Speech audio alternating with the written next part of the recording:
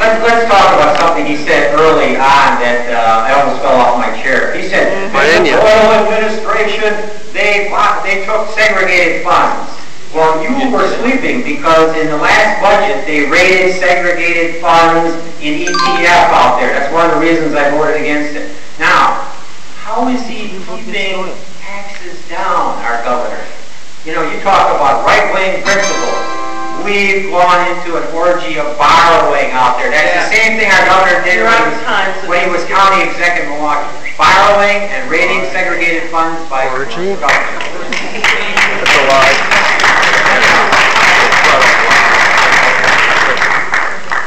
Again, I mean, I don't even know where to start. I'm not. Quit interrupting. Without raising taxes, we've reined in spending, and that's where it starts. You can't start lowering taxes until you rein in the size of government. Right. And the status quo just wasn't sustainable. You know, the Democrat Senator Wirch hasn't given a real viable alternative to what he would have done with this $3.6 billion deficit, other than looking back to what they've done in the past. And that's, in my opinion, is not fiscally conservative. And going forward, the debt in this country is unsustainable as well. And we start reducing that, again, by reducing the size of government and the amount of money we're spending in the public sector.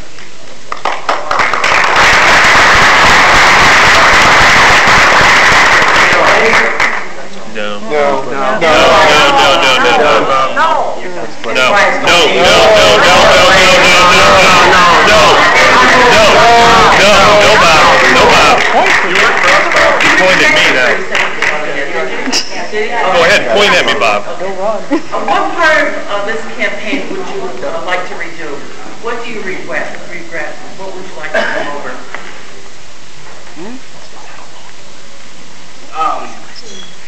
What would you want to do over in the honestly, campaign? I went into this campaign, again, I'm a private citizen. I'm doing this because I care about this community, and I felt like it was the right thing to do. My wife and I, just wasn't something I was expecting at this point in my career. I was encouraged by some friends that I really respect. We spent a lot of time thinking about this, praying about this decision. I talked to people that I respect, that encouraged me and felt like it was the right time to do this. And I went into this campaign saying, you know what, I'm going to run my campaign in a certain way.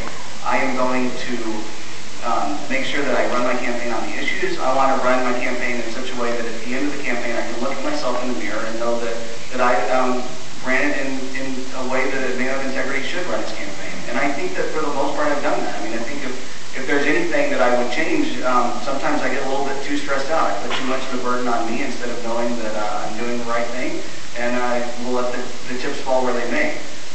So I would change that. But I tell people, you know, especially with all the attacks that have been coming on us and the distortions and everything else, we get a lot of people coming up to Kelly and I saying, you know, how you doing? You hanging in there? And honestly, you know, we're doing fine. We feel a lot of support behind us. We have a lot of peace with everything that's going on. We know that we're doing the right thing, and that it's we can't let the kind of tactics that are coming at us right now discourage good people from running for office, or else we'll never get qualified people that are willing to do that.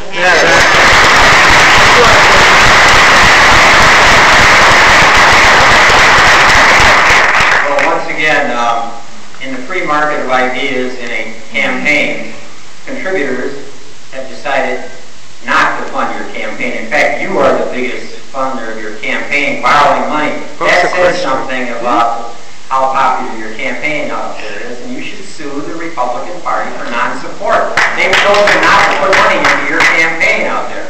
Now, let me talk about this. This has been the best campaign that I have ever been involved in. We've gotten more small donations than I've ever had before. You've seen around Kenosha 2,600 sign locations, and we don't put our signs out in vacant fields like you do. We have voters who take our signs and want them out there, and we also have lots of volunteers. So there's an energy out there like I've never seen in any other campaign. They're backing me, and the reason is they're tired of the extremism in Madison. They want to go back to moderation and compromise like we have in the past. Answer the question.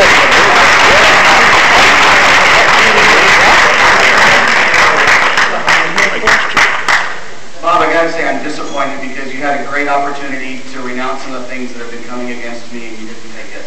And I think that says something about the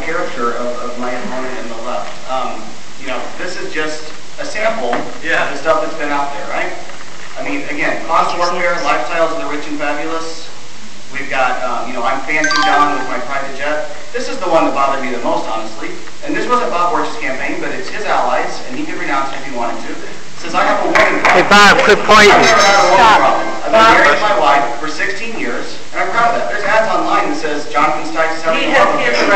And when you say, when you look at it closely, it says a love affair with corporations. Is that the kind of way we should be? I'm sorry, you're on time, and he does have a right to respond. He gets 30 seconds. Oh, I'm sorry. I thought you were talking. No, then he gets 30 seconds. Well, first of all, my opponent, if he knows the law, should know that there are third parties that send things out in campaigns that we have no control over. So some of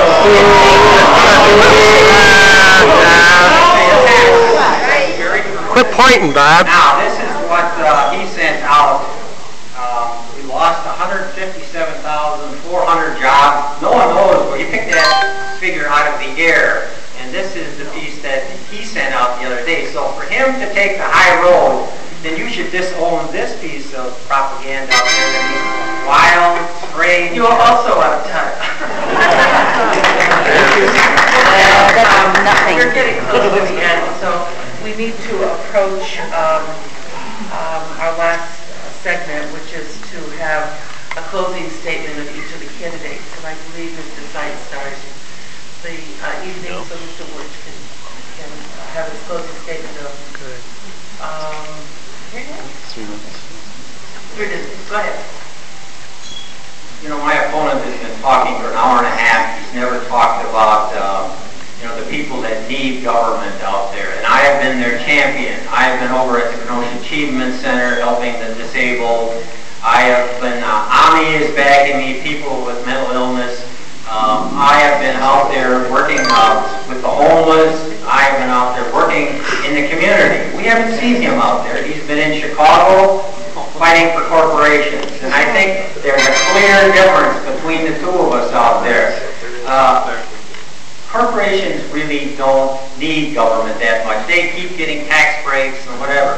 People with mental illness, people that are disabled, children with autism. I have been their champion out there. I have walked with neighborhood. I have fought for them and watched the right wing vote against them every time up there. And I've seen them in action. So I try and represent all of the people out there. I helped the seniors with a tax cut on Social Security. That was a big help for a lot of seniors to help them get by.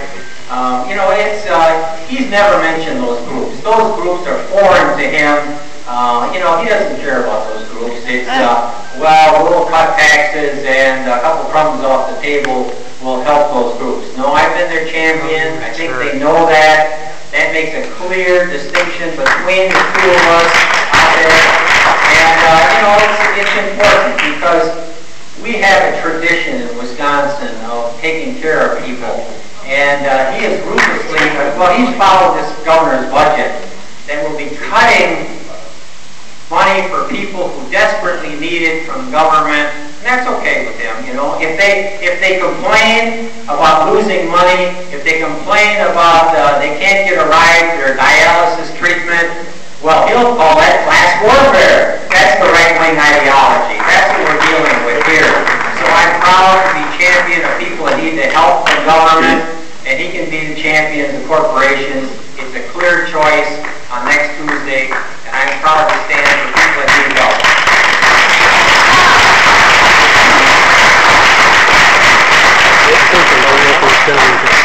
I just want to say thank you to all you for being here, and again, thanks to the organizers, and thanks to Senator Wirch for agreeing to this. I think it's important that we have an opportunity to speak on the issues and speak directly to the taxpayers. And I hope you have seen a clear difference between us.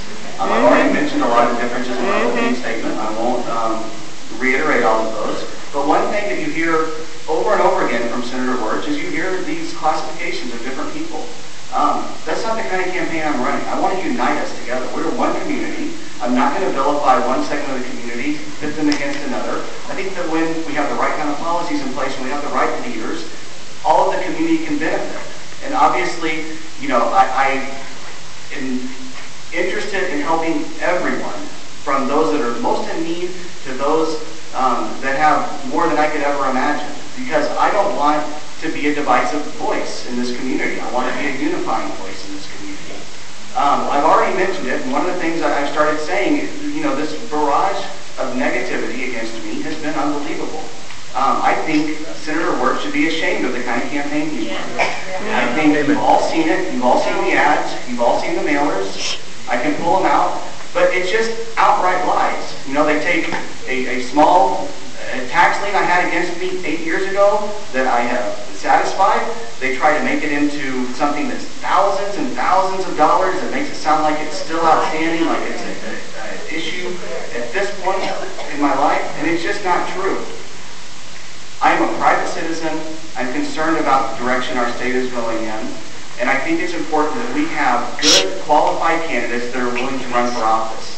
And one message that we can send in this election is that we're not going to stand for these kind of campaign tactics that the left has been throwing at me.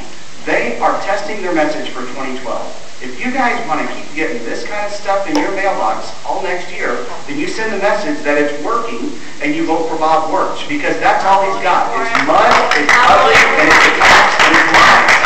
If you're tired of this politics as usual, then vote for me. Even if you don't agree with me politically in every area, we need to send a message to the political machine that we're not going to stand for this. This is ridiculous. To put my picture on a private airplane with my name on there and to give me a private label champagne, private label cigars, it's laughable if it wasn't so serious. There's a lot at stake in this election, and we need to decide what kind of politics are we going to say that this is what we're going to accept in this community. I'm not whining. I understand that I signed up for this. I don't mind the attacks. He has every right to do it. It's his First Amendment rights. I have no problem with that. All I'm saying is that if these aren't your values, if this isn't the kind of politics you like seeing, then don't vote for Bob Wirch. I would humbly ask you to vote for me on August 6th. Thank you.